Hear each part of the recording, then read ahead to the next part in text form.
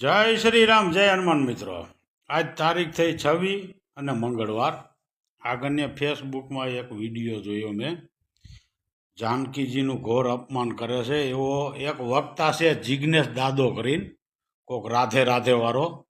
તો હું એવા જિજ્ઞેશને એટલું કહું છું, તું બ્રાહ્મણનો દીકરો છો, ભઈલા માપમાં રહે. તારે કોઈ હક નથી અમારા જાનકીજીનું અપમાન કરવાનો.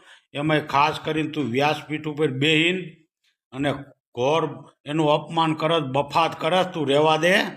તું જે સ્કૂલમાં ભણસ ને એ સ્કૂલ વર્ષોથી બંધ થઈ ગઈ છે. કે કરુણાનિધિની આટીમાં આવી જઈશ ને તો તને કોઈ ઓળખીએ નહીં.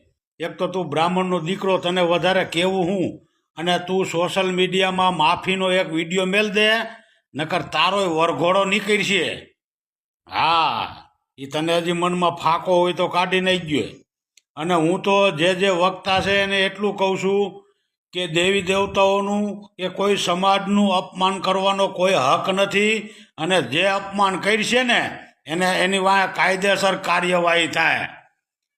અને અમે સનાતન ધર્મી છે અસલ, અને સનાતની જ રહેવાના છે. અમે તમારા જેવા લુખા આવારા તત્વોથી બીતા નથી, બીવાનું થતું નથી. અને જેને પેટમાં દુ હોય ભાઈ જો કરુણાનિધિ પાસે. કરુણાનિધિ બાપનો બાપ છે તમારો. એટલે આ માદર ચોદોને એટલું કહું છું, દેવી દેવતાઓનું અપમાન કરવાનું રહેવા દો. માદર ચોદની ઓલાઈ દો, ભોસડી નાવ. તમારી મા બેનને વાટો નહીં. અમારા દેવી દેવતાઓ તમારું શું બગાડ્યું? ભોસ મારી નાવ. તમારી માનો ભોસડો મારે, મા ચોદામણાવ.